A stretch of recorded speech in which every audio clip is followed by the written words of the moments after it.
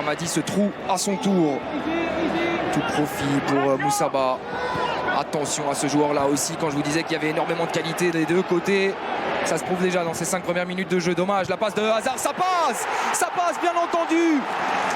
Parfaite cette passe-là pour Konaté, qui débloque son compteur personnel dans notre championnat, lui qui est arrivé. Coin gantois, tiré en cloche, difficile à reprendre hein, pour Plastoun. Attention à Plastoun, il a été pendant un moment le meilleur buteur de cet effectif gantois. Et ben voilà, des débuts réussis pour un Colson qui débarque dans notre championnat. C'est le match des premières apparemment du côté du Bredel, avec un premier but pour Konaté.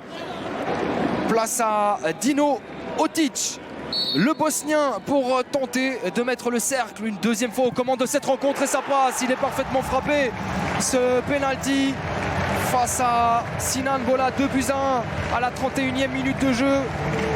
Le cercle qui reprend les devants, et c'est complètement mérité. On insiste sur ce flanc gauche, mais là il est temps de renverser. C'est ce que fait Kevin Augas. Ça joue juste, ça joue bien, c'est précis. La frappe d'Augas, quelle possibilité en 2 temps. Et voilà le 3-1 avec Ougbo, l'anglais de 22 ans, qui vient donner un avantage de 2 buts aux Brugeois sur leur toute première possibilité du deuxième acte. Il veut prendre ses responsabilités, l'Ukrainien, histoire d'enchaîner un 3e but en 2 matchs. Pourquoi pas, face à Thomas Didion, réduire la marque, et ça rentre. 3-2 en faveur toujours du Cercle de Bruges, mais le match est une nouvelle fois relancé. Côté gantois, on a Bruno Godot et Jordan Botaka pour le moment à l'échauffement. Oh, il est pas mal donné ce corner, il finit au fond. Surtout le doublé de l'anglais de 22 ans Ougbo, qui marque les esprits dans cette rencontre, et le Cercle qui reprend une deuxième fois 2 buts d'avance.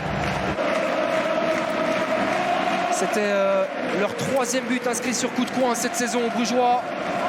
Attention à ne pas prendre le 4e, et oui, il est là, le 4e but inscrit sur coup de coin du Cercle de Bruges cette saison, et c'est Marcelin qui vient rattraper sa petite erreur commise il y a quelques minutes en provoquant un penalty sur Boukari, qui avait disparu des radars hein, jusqu'à la 7e journée, 8e journée même. Holshouser, une frappe! Oh là là là là! Première touche de balle. Il est exceptionnel. Il a fêté sa première sélection avec l'équipe d'Autriche il y a quelques jours, il y a 10 jours. Pieds sur terre. Brogno, il a déjà pris l'information. Hein. Il sait où Holshouser se trouve. Trajectoire entrante, c'est dedans. Voilà, 2-0. Ils n'ont pas besoin de beaucoup attaquer pour s'illustrer. Efficacité. C'est comme ça qu'on peut caractériser. Il n'y aura plus vraiment d'intérêt dans cette rencontre. Hein. On ne voit absolument pas Saint-Tron revenir. Holshouser, ben, il y a encore un. Il n'arrête pas. C'est une machine.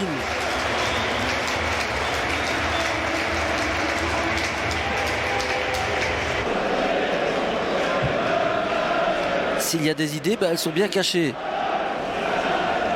Eux, ils ne se posent aucune question, les joueurs du Berscott. Ils filent droit au but aujourd'hui, et avec beaucoup d'efficacité. 34e minute de jeu. Il remet ça, lui. Tissoudali, on fire. Phase arrêtée. Holshouser, plein axe. Oh, c'est le 5e.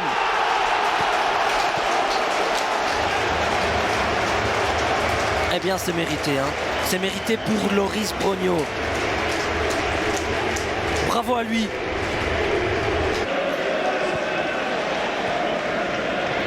Ainsi, en Pro League, on avait droit à 5 changements, comme c'est le cas dans d'autres compétitions.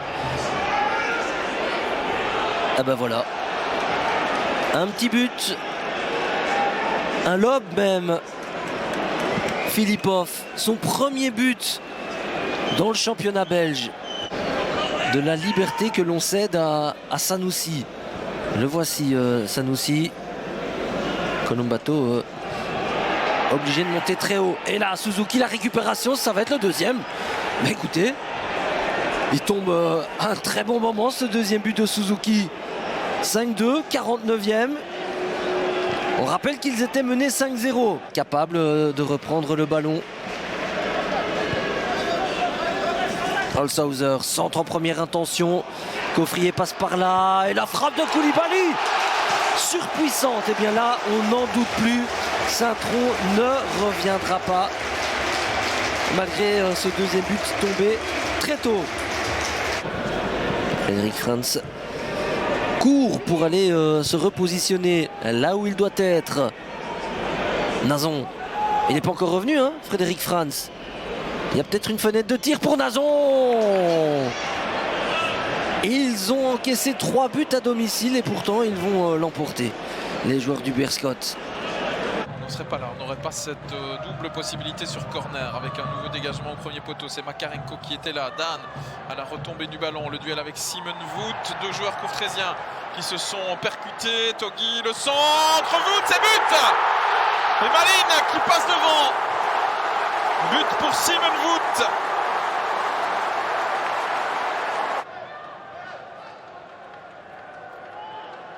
De Waal. Centre. Mboyo, oh c'est but. Et là la défense de Malines complètement cueillie. Avec un positionnement qui était assez désastreux. Avec Mikkel Jonker, Makarenko qui couvre un petit peu comme il peut ce ballon. Et on ouvre sur la gauche complètement. Christophe Dan, le centre, deuxième. Makarenko, c'est au fond. Quel service de Christophe Dan. Ah ouais, Christophe Dan, je le suivais du regard, qui montre son dos, son maillot. Un millionnaire vert de Nice. Il y a des grands signes là-bas. Il a une belle détente. Il a surtout un bon timing de Nice et une vitesse. C'est superbement bien joué ça. Et si à la place du 0, ils allaient le mettre. Et bien voilà. Incroyable. Hein. Et bien voilà, Diatta, je vous disais, l'un des plus dangereux du club de Bruges. Mais franchement, c'est magnifique parce que ce ballon, ce but. Patate! Un but partout. Celle-là, c'était impossible d'aller la rechercher. Contre-pied parfait. Et Jans va monter au jeu. C'est la moindre des choses, hein, l'égalisation. Quand on voit le match. Il passe au Paré. Bien joué. Pas d'attaque, donc forcément il continue. L'excellent ballon de Paré dans l'axe. Ah, le but, oui! L'ouverture du score.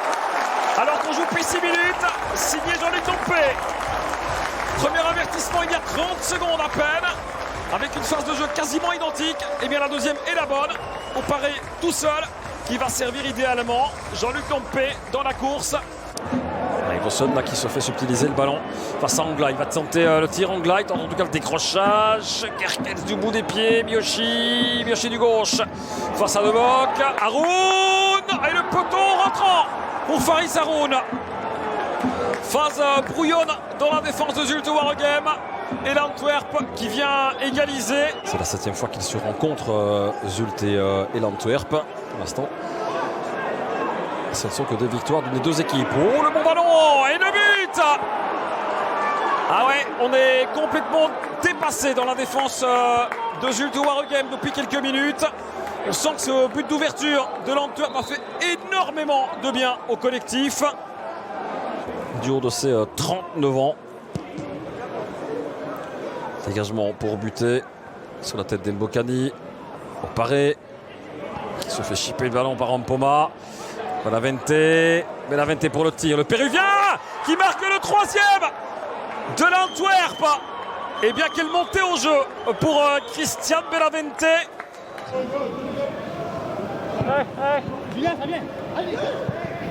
Adriano, bien joué. Ngoy qui demande à Moussona d'aller se positionner au deuxième. Le centre est pas mal. Moussona, c'est but. L'ouverture du score rapidement dans cette deuxième mi-temps. Et peu importe de quel côté ça tombe, j'ai envie de dire que c'est tant mieux pour nous. Pour le spectacle, ça risque, j'espère en tout cas que ça va ouvrir un petit peu cette rencontre et cette deuxième mi-temps. En tout cas, ce but. J'espère pour vous que ces rencontres seront un petit peu plus passionnantes que celle-ci. Hein, parce que franchement, Moussona. C'est pas mal donné au deuxième avec Eris. Voilà le deuxième but, c'est fini dans cette rencontre. Je pense que Moucron ne reviendra plus après ce coup franc converti par Jonathan Eris. Un long ballon qui a été repris victorieusement là au deuxième. Le Banganda, il ne faut pas de faute. Il ne faut pas de faute, ça casse un peu le jeu. Il laisse l'avantage, il a raison. Il a parfaitement raison, l'arbitre. C'est judicieusement joué de sa part. Ito. Ah, elle est belle. Et ça, c'est franchement merci à Jonathan Lardo, doit dire le Racing Gang, parce que beaucoup d'arbitres auraient interrompu la rencontre. Là, ici, il l'a. Morioka. Bien donné. Oh, elle est belle. Oh, là, tient le but. Le voilà tient le but de Berraino. Ah ben celui-là, pour son maiden match. Salut Charleroi, je m'appelle Berraino, Saïdo, on m'a fait venir pour marquer, c'est ce que j'ai fait. Voilà, Fall, il est en train d'expliquer. Non mais franchement... il était magnifique cet envoi, c'est pas fini, encore là un autre. Non, il part maintenant, mal, sorti de qui? Ça joue vite. Le petit c'est magnifique. Mais quel but il nous a sorti là, mal. On peut comprendre qu'à l'Académière, on ait quelques regrets de ne pas l'avoir fait venir. Mais là, ça bombardait de partout. Là, hein. Effectivement, c'est symbolique en plus, mal, comme vous l'avez dit, avec les tensions qu'il y avait entre lui. C'est pas mal. Avec To, la remise pour qui? C'est Murillo qui arrive. C'est bon, c'est but. Excellent centre du Panaméen pour le petit Yari Voskaren qui passait par là.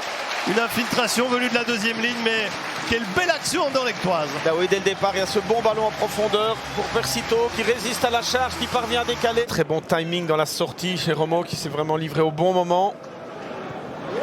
Bonne anticipation là de Mikhailichenko, nous sommes dans la dernière minute. Et si le Sporting doublait la mise avec Persito de la tête, voilà 2-0 au meilleur des moments pour le Sporting d'Anderlecht avec Mr. Persito et la petite danse. Faire douter cette équipe anderlechtoise, réduire l'écart. Mercier bien sûr et son pied droit pour un petit ballon sauté. Oh, Persito, c'est but, le voilà avec l'arrivée du capitaine du plus, le ballon qui traîne là. On est un petit peu apathique côté anderlechtois et sur une phase arrêtée une nouvelle fois travaillée. Henry et le spectre du 2-2 là qui place. Quel but! Il est là, mais qu'il est beau ce but-là! Et ça fait déjà 2-3 fois que du côté anderlechtois, on laisse frapper à distance, on sort pas vraiment sur l'homme. Et voilà. C'est dingue l'histoire qui se répète une fois de plus en championnat pour les hommes de Vincent Kompany.